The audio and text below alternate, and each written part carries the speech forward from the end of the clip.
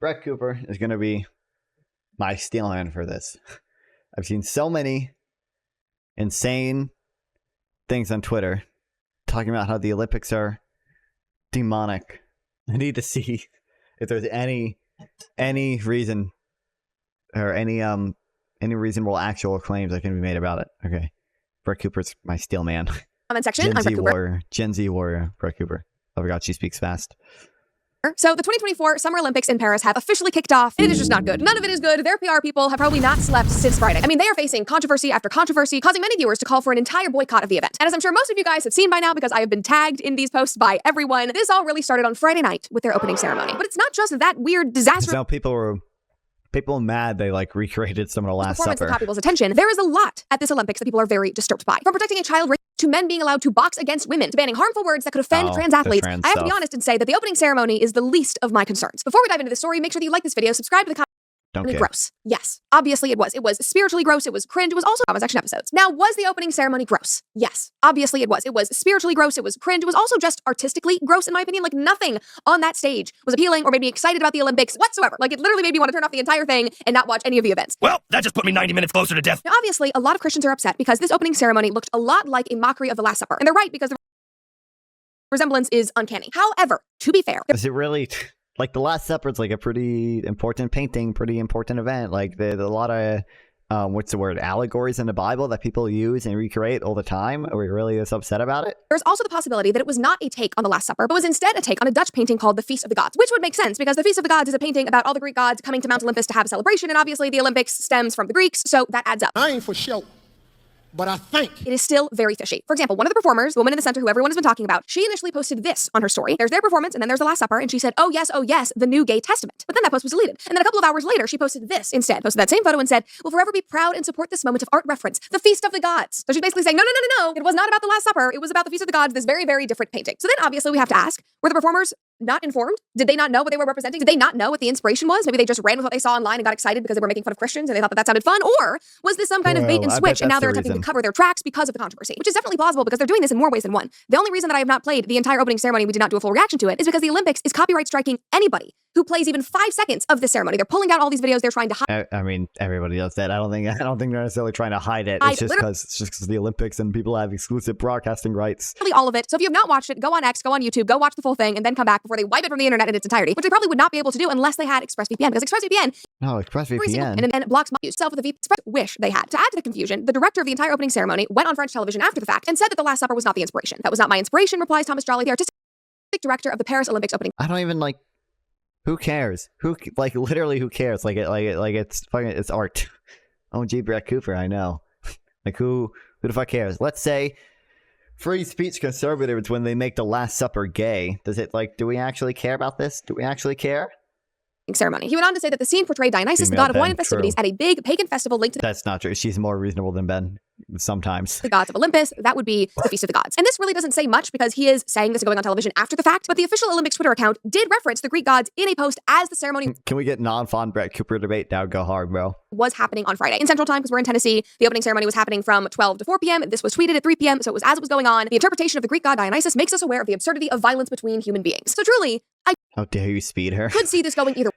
What do you mean? She's female. She's female Ben Shapiro. This is just how fast she talks, obviously. Right, but regardless, I'm not surprised by what was on display at all. Was it weird and disappointing? Yes, but take a look around. Look at Western culture. It adds up. I don't know if we will ever have clear answers about this and what the intentions were, but what is clear is that this was just ugly and confusing and so far from representing what the Olympics has always stood for: elite athletes, unity, and beauty. This just looked like stragglers from the LA Pride Parade. What the hell is even that? Unfortunately for them, the Olympics has just not gotten better since Friday night. It has been I guess I don't know how many Olympic opening ceremonies I can watch without getting copy strike, but what were the 2020 Olympic opening ceremonies like? Olympics opening ceremony. We'll do 2020.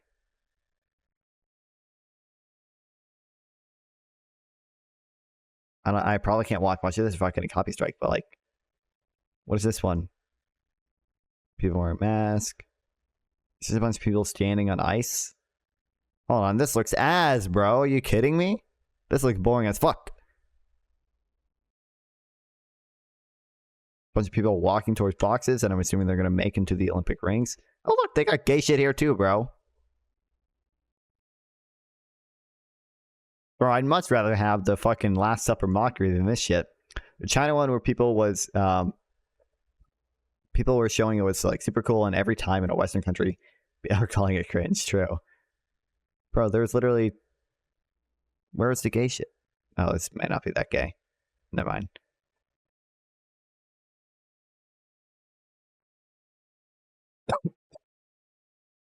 Who cares, dude? much rather have the drag queen Last Supper. And fumble after fumble, and at this rate, I am just waiting for Simone Biles to save the whole damn event. However, I don't know if she can save us from what we are about to talk about. Now, obviously, transgenderism in sports is a huge topic right now, rightfully so, and the Olympics... Okay, we're going to do the trans people in sports stuff, which honestly, I probably agree with Brett Cooper about the trans people in sports stuff for the most part. She doesn't seem to... I don't think she thinks trans people are real at all, but... seems to be doing everything they can to avoid addressing this, while simultaneously making a huge statement by doing that. For example, 2 female boxers who were disqualified from their world championships last year for being biological she looks like trans men were welcomed with open arms into the Olympics. In boxing, hear that again, these biological men with XY chromosomes are going to be fighting with women, and we're all supposed to just nod our heads and clap our hands like seals and ignore the fact that...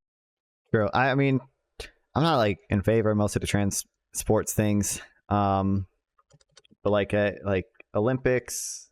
It's got to be, they got to have like some test, like trans athlete. Is there like a hormone test, do you think? Hormone test?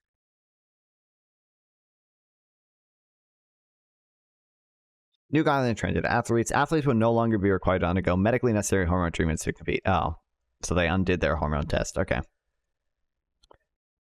Grounded respect for internationally recognized human rights. Also said to no longer require athletes to undergo hormone level modifications to compete. That's cringe. Framework is not legally binding when it's developed as a extensive blah, blah, blah. Okay, what are the actual 10 principles?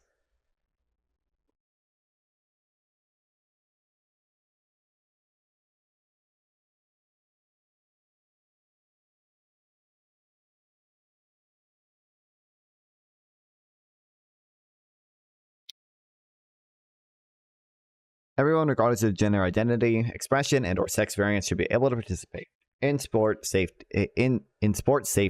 without prejudice. Measures should be put in place with a view to making sports environments and facilities welcoming to people of all gender identities. Mechanisms to prevent sexual harassment.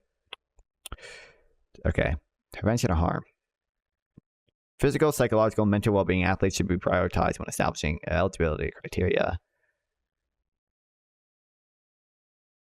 Fairness. Preventing risk. Preventing athletes from claiming a gender identity different from the one they consistently presently use with a view of entering a competition in a given category. I don't know. There's at least this like bare minimum caveat of like you can't just claim you're a woman in bad faith to compete in female categories. No presumption of advantage. This is cringe. Evidence-based approach. Don't try to consistent. Oh, any restrictions from eligibility criteria should be based on a robust and peer-reviewed research that demonstrates a consistent, unfair, disproportionate competitive advantage in performance and/or unpreventable risk to the physical safety of athletes. I mean, I don't know. It should be more extreme than this or whatever, but they should at least make the hormone allow or require that you have undergone hormone therapy, but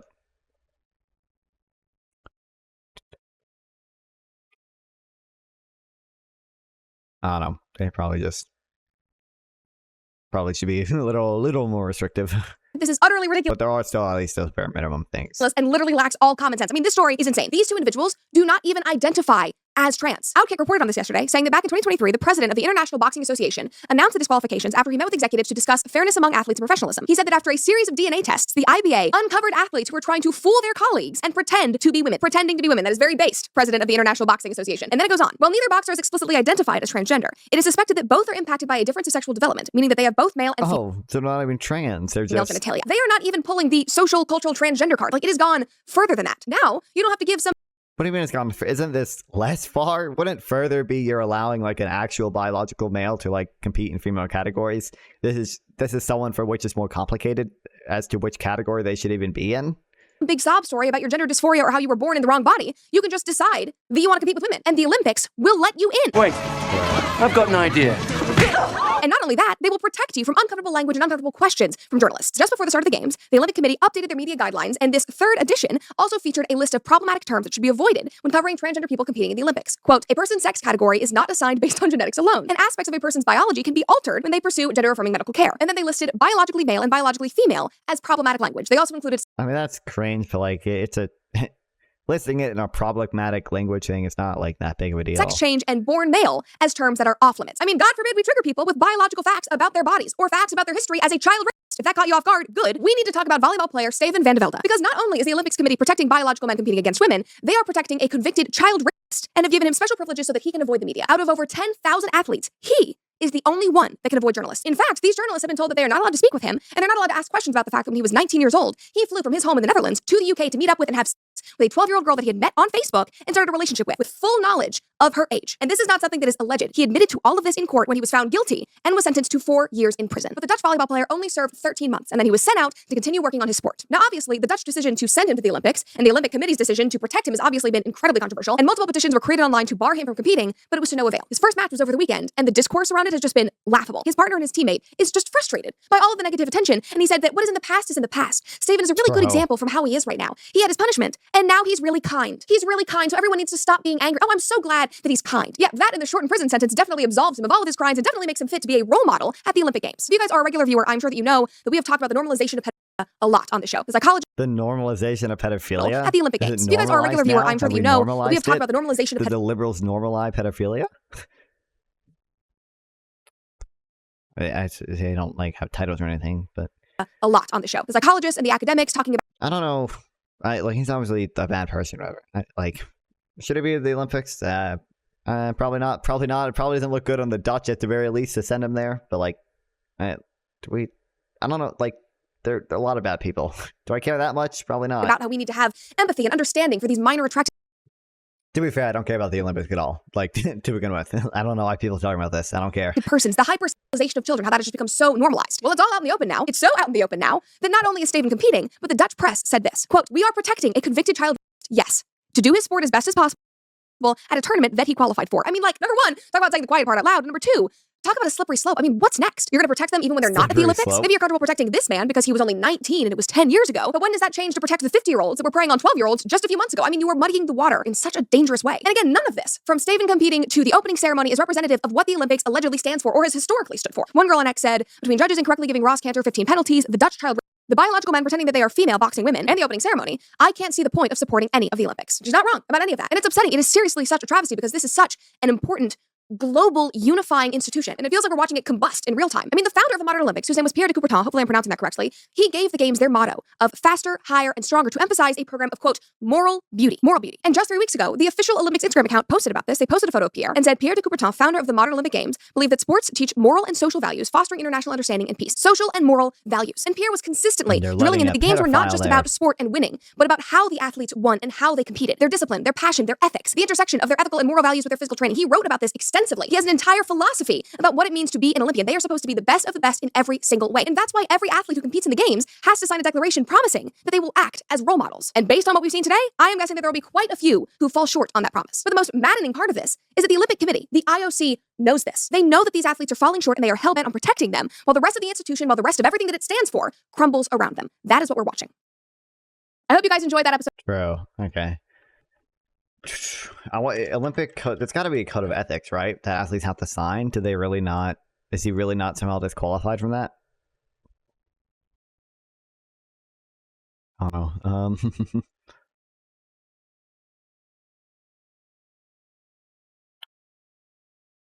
Respect for international conventions to protecting human rights.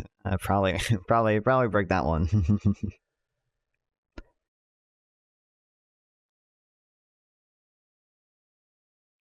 I don't know. I mean, me probably shouldn't be there. Obviously, it was 10 years ago, so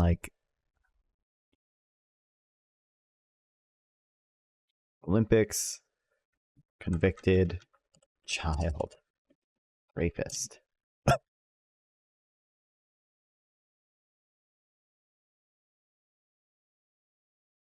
Dutch volleyball player was convicted of rape and booed before losing first Olympic match.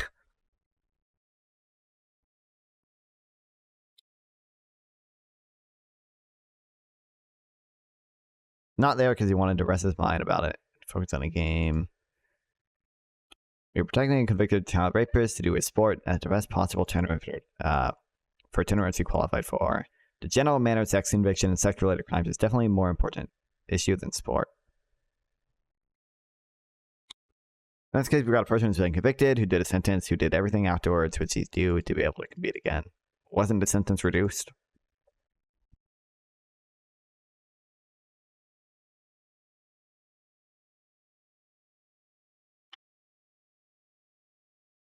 Been playing with him many tournaments for many years. The last 3 years has never been an issue. I'm not judging if it should be or should not have been, but it's never been an issue. And now all of a sudden, for them, it's a surprise. Well, you know, kind of putting him on the world stage versus just Dutch volleyball. Nobody gives a fuck about Dutch volleyball. People do care a lot more about the Olympics.